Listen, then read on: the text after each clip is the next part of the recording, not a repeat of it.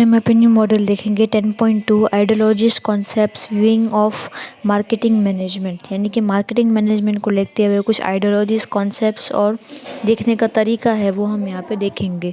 Present marketing is not accident, it is develop over a period of time. Marketing is an incentive activity of fulfilling the desire and wants of the consumers business from kept in mind various philosopher or concept and develop marketing management for programs for marketing. There are 5 यहाँ पे बताया गया है कि हमारे पास present marketing is not accidentally. अगर हमने यहाँ पे देखा जाए तो मार्केटिंग करना एक एक्सीडेंटली प्रोसेस नहीं है, ये डेवलप करता है, यानी कि पहले से ही डेवलपमेंट प्रोसेस में दिया हुआ है। ये सारी एक्टिविटीज़ और डिज़ायर्स को फुलफ़िल करता है कंज्यूमर की, ये ध्यान में रखते हुए कि एक फ़िलोसोफर और कॉन्सेप्ट, यानी कि फ़िलोसोफर्स ने काफ़ी सारे कॉन्सेप्ट मार्केटिंग प्रोग्राम को लेकर बनाए हुए हैं, जिसमें यहाँ पे 5 पार्ट्स में डिवाइड किया हुआ है। हम यहाँ पे सब टॉपिक देखेंगे। 10.2.1 production concept. In this concept emphasis is placed on product availability and prices, यानी कि इस कॉन्सेप्ट में ये देखा जाता है कि प्रोडक्ट अवेलेबल है, प्राइस के अकॉर्डिंग है या नहीं है।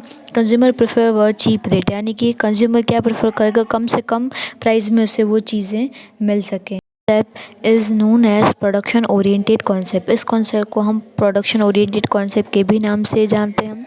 Wherever quality is not given important but availability and low prices preferred. अब इसमें क्या होती है, वैसे क्वालिटी नहीं मिलती है जैसे बरकरार होनी चाहिए, बट इसके दाम जो है वो कम होते हैं और हमें इजीली अवेलेबल भी हो सकता है। Then it is said that the production concept पे फॉलो। अब यहाँ पे इस कॉन्सेप्ट को लेते हुए हम कैसे कह सकते हैं कि प्रोडक्शन कॉन्सेप्ट है वो चल रहा है। According to this concept the producer does not believe in giving any extra facility और फीचर्स इन द प्रोडक्ट। अब इसमें जो कंज्यूमर प्रोड्यूसर होता है वो क्या बिलीव करता है कि कोई भी किसी भी तरीके की एक्स्ट्रा फैसिलिटी या एक्स्ट्रा फीचर उसमें वो नहीं देता है।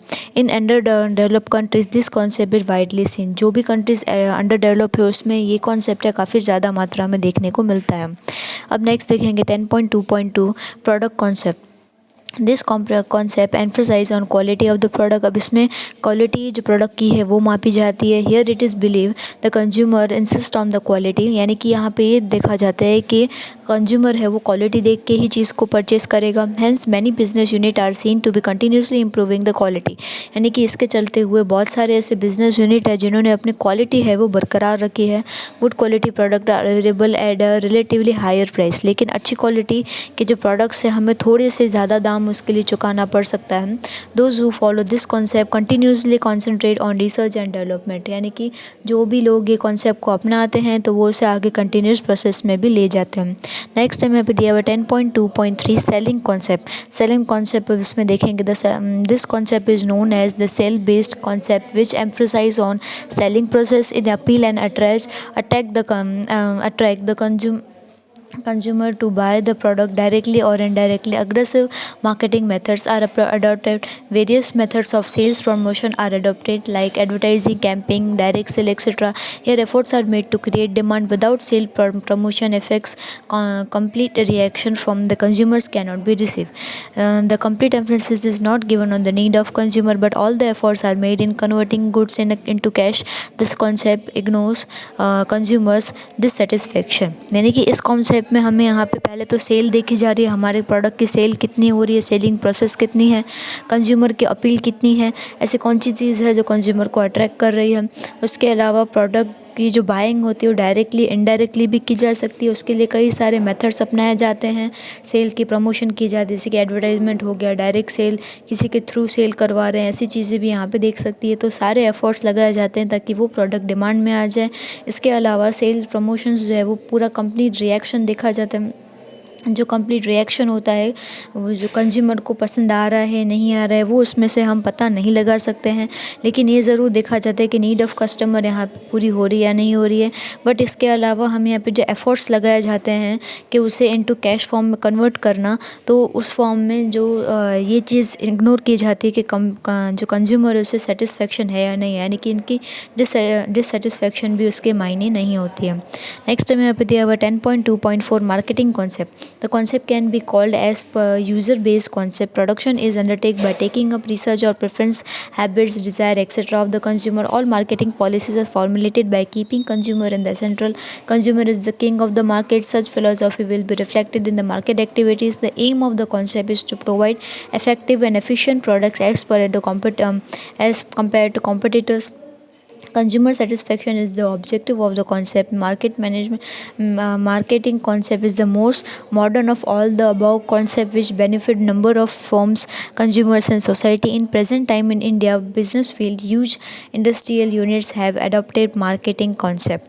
यानी कि यहाँ पे हमें बताया गया है, जो मार्केटिंग कॉन्सेप्ट बताया गया है इसके बारे में, ये एक यूज़र बेस्ड कॉन्सेप्ट होता है कि यहाँ पे सामने वाले जो हम यूज़र है, जो हम परचेस कर रहे हैं, उनके ऊपर ही सारा प्रोडक्शन है वो देखा जाता है। उसके अलावा उनके हैबिट, डिज़ायर, सारी चीज़ें कंज्यूमर की देखी जाती है। मार्केटिंग पॉलिसीज़ को देखी जाती है। कंज्यूमर को यहाँ पे एज ए सेंटर प्रोसेस में रखा जाता है, क्योंकि कंज्यूमर ही है वो किंग है मार्केट का। ऐसे फिलोसोफर, काफ़ी फिलोसोफर्स ने हमें कहा गया है मार्केटिंग एक्टिविटी के दौरान। अब इसका जो एम होता है वो क्या होता है कि हम प्रोडक्ट को काफ़ी ज़्यादा इफेक्टिव और एफिशिएंट वे में है वो अपने कॉम्पिटिटर से और भी ज़्यादा अच्छे से बाहर निखार कर ले पाए। उसके अलावा कंज्यूमर को भी उस चीज़ के लिए सेटिस्फेक्शन होनी चाहिए उस कॉन्सेप्ट को लेते हुए। मार्केटिंग कॉन्सेप्ट मोस्टली जो हमें आगे जो कॉन्सेप्ट दिए गए हैं वो बेनिफिशियल फॉर्म में एज इन दिखाता है। प्रेजेंट टाइम में हमारे इंडियन बिजनेस में अगर देखा जाए तो काफ़ी ज़्यादा मार्केटिंग कॉन्सेप्ट को ज़्यादा मात्रा में अपनाया जाता है। लास्टली हमें यहाँ पे दिया हुआ 10.2.5 social concept. It is also known as social oriented concept. इसे सोशल ओरिएंटेड कॉन्सेप्ट के नाम से भी जाना जाता है। Market concept have been satirised as it's given priority only to the consumer reference. यानी कि मार्केट कॉन्सेप्ट को इसलिए देखा जाता है क्योंकि पहली प्रायोरिटी वो होती है कंज्यूमर को चीज़ पसंद आएगी तो प्रोडक्ट मार्केट में चलेगा।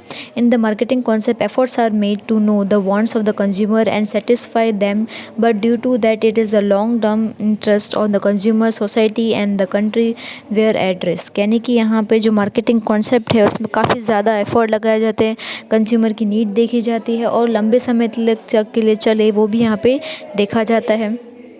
Along that there is wastage of resources also. अब इसके साथ वेस्टेज भी काफ़ी देखी जाती है। According to this concept marketing management should be done in a such way that consumer wants are fulfil at the same time it create least harm to environment. अगर यहाँ मार्केटिंग मैनेजमेंट हम इस तरीके से देखते हैं ताकि कंज्यूमर की जो नीड्स है वो फुलफिल हो सके और सेम टाइम पे जो एनवायरनमेंट वातावरण भी प्रदूषित न हो, यानी कि उससे भी हार्म न हो।